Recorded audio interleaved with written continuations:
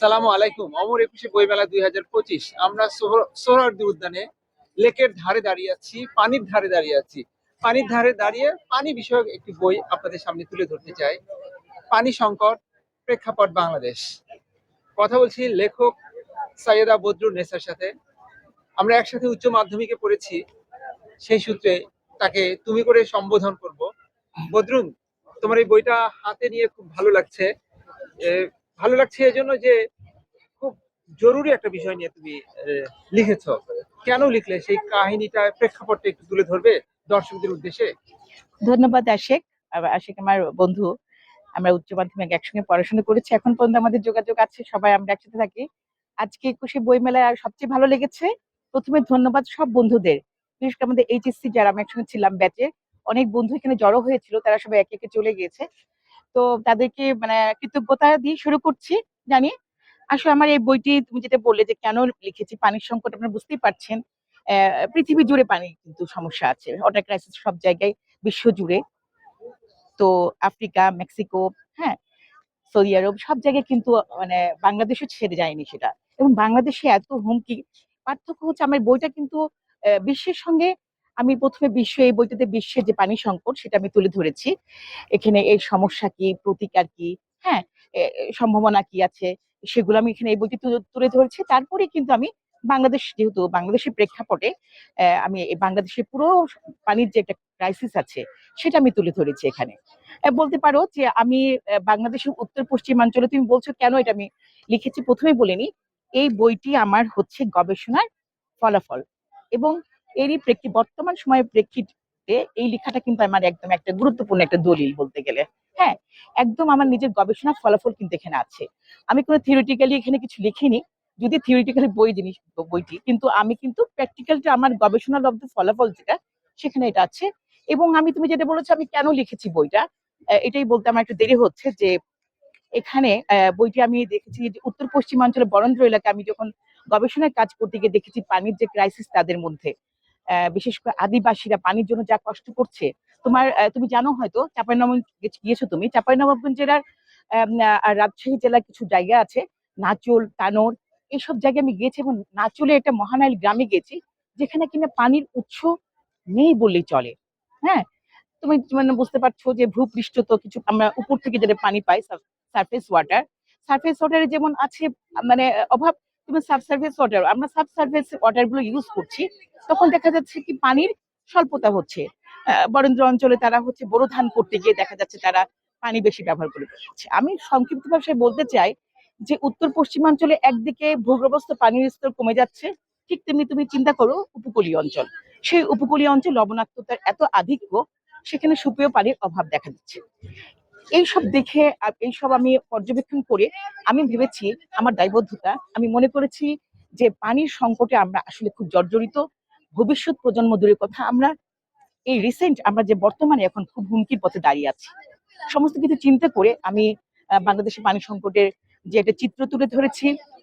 তারপরে তোমার হচ্ছে যে এর পানির যে তোমার প্রযুক্তিগুলো, কি প্রযুক্তি আমরা অ্যাপ্লাই করে তার সমাধান করতে পারবো, শহর থেকে গ্রামে আমরা সব সমন্বিত ভাবে আমরা কিভাবে পানির সংকটের মোকাবেলায় আমরা সবাই এগিয়ে যাব, সেটা কিন্তু এখানে তুলে ধরা হয়েছে।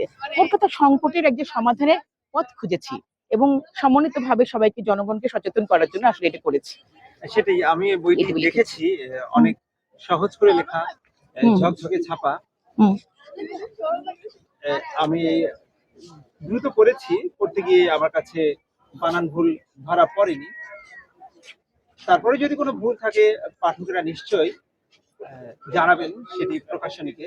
তো এটি প্রকাশ করেছে, যেমনটি বলছিলাম, বলাকা প্রকাশনী বইমেলায় সোহরাওয়ার্দী উদ্যানের যে লেক আছে তার ঠিক দক্ষিণ পাশেই, স্টল নাম্বার 308। আর বইটির দাম রাখা হয়েছে 650 টাকা, ডিসকাউন্ট আছে 25%, 25% কমিশনে। আর এই বইয়ের শেষে বেশ কয়েকটি ছবিও আছে, আমি একটু দর্শকদেরকে দেখাতে চাই। তো বদরুন, আমার কাছে মনে হয়েছে ছবি যদি আরেকটু বেশি থাকতো। হ্যাঁ, আমি আরেকটু বেশি ছিল, আসলে খুব দ্রুত লাস্ট কাজগুলো হয়েছে, এই জন্য অনেক ছবি বাদ পড়ে গেছে। এটা সম্পাদনা ছিল নিয়ন। হ্যাঁ, তো ছবিগুলো আমি আসলে মেইল করেছিলাম, ছবিগুলো আসলে সিলেক্ট করা, আরো কিছু ছবি, এগুলো সব ছবি কিন্তু আমার নিজের তোলা। আমি যখন যেখানে দেখেছি, আমি কিছু ছবি বাদ পড়ে গেছে, অভিবাসী মাইগ্রেশন হচ্ছে, পানির অভাবে একটা গ্রাম থেকে আরেকটা গ্রামে লোকজন মাইগ্রেশন করছে, এটা খুব ইম্পর্টেন্ট একটা বিষয়। এই পানির কলসি হাতে নিয়ে যাচ্ছে ওরা, ওটা ছবি ছিল, এখানে একটু বাদ পড়ে গেছে। ইনশাল্লাহ আমি পরবর্তীতে, আপনারা সবাই বইটি পড়ুন, আমাকে মতামত দিন, এবং কি কি আমার আরো এখানে সংশোধন দরকার সেটা জানালে আমি আরো গভীরতর একটা সমাধানের দিকে মানে গবেষণার দিকে আমি হাত বাড়াবো। সবার জন্য, শিক্ষার্থী, নীতি নির্ধারক, বাংলাদেশের সাধারণ জনগণ, সবার জন্য আমি কিন্তু বইটি আসলে লিখেছি, এবং লিখে থেমে যেতে চাই না। এটা আমি কাজ করতে চাই, আমার সঙ্গে যারা আপনারা কাজ করতে চান বা আমার যেখানে সুযোগ আছে, আমি মনে করি বিশেষ করে আন্তর্জাতিক সংস্থাগুলোর সঙ্গে আমরা জড়িত হতে চাই, তাই না? সেও কাজ করে, আমার বন্ধুও কাজ করে, সবাই যদি আমরা সমন্বিতভাবে কাজগুলো করতে পারি, আমি মনে করি যারা এটাতে আগ্রহ আছে সত্যিকার অর্থে, যেটা আর কি, সেখানে আমরা সবাই আমরা মানে একসাথে হয়ে কাজগুলো আমরা করতে পারি। তুমি কি বলো?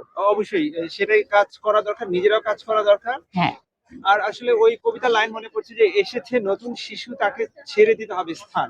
এই পৃথিবীটা আমরা শিশুর জন্য বাসযোগ্য করে যেতে চাই। শিশুরা যেন পানি পায়, পানির জন্য হাহাকার কোথাও যেন না হয়, না বাংলাদেশে না পৃথিবীর কোথাও। পৃথিবীতে কোথাও। তো এই সেই জন্য সচেতন হবার দরকার। আর সেই সচেতন হবার প্রয়োজনে শিক্ষার্থী, শিক্ষক, গবেষক সবার জন্যই এইরকম বই পড়া দরকার, সচেতন হওয়া দরকার। আসুন আমরা একটি পৃথিবী নিশ্চিত করি যে পৃথিবীতে সবার জন্য পানির ব্যবস্থা থাকবে, আচ্ছা, কারণ আশিক, পানির আরেক নাম জীবন। আশিক আরেকটু কথা বলতে চাই। আমরা দেখতে পাচ্ছি এখানে এই যে পানি, লেকের পানি, সোহরাওয়ার্দী উদ্যানে পানি দেখা যাচ্ছে। এই পানিটা তুমি কি মনে করছো? এটা কি কোনো এটা অনেক অনেক পরিষ্কার। পরিষ্কার? কিন্তু দূষিত না, দূষিত কিন্তু পানিটা, এত এখানে ময়লা। আমি মনে করি এই পানিটি কিন্তু আমরা কিন্তু WQMS, অর্থাৎ ওয়াটার কোয়ালিটি মনিটরিং সিস্টেম, হ্যাঁ, এইটা যদি আমরা ফলো করি, এটা ফলো করতে হবে, নীতি নির্ধারকদের জন্য দরকার, সরকারি দৃষ্টি আকর্ষণ করছি। এই পানি, লেকের পানিটা আমরা এত দুর্গন্ধ থাকে, এখন একটু ভালো হয়েছে, প্রথম দিন এসে এখানে বসতে পারছিলাম না।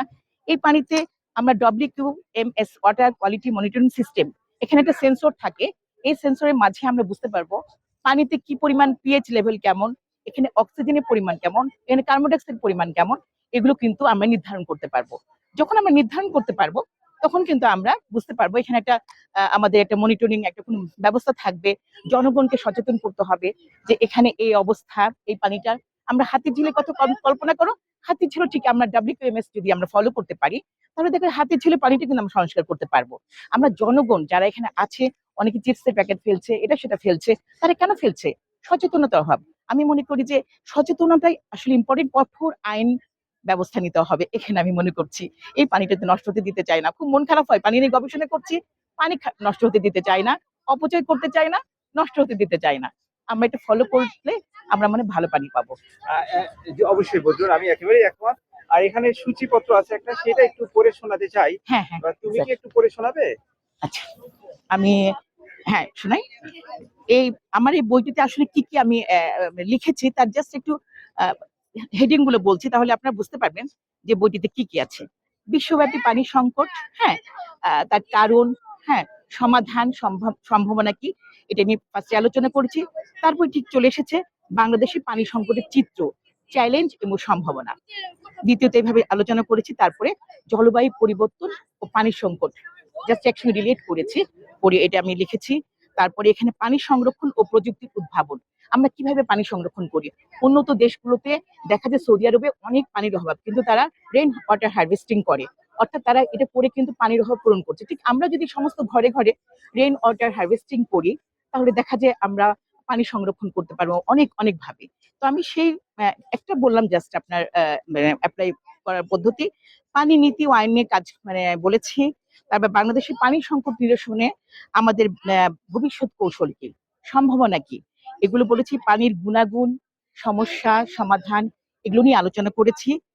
আমি যেটা বললাম যে পানির কোয়ালিটি তো নিয়ে অবশ্যই আলোচনা করতে হবে, কি সমস্যা আছে, আর্সেনিক কেমন, আয়রন কেমন, সেগুলো কিভাবে সমাধান করতে পারি, এগুলো একটা সমাধান পথ বাতলে দিয়েছি।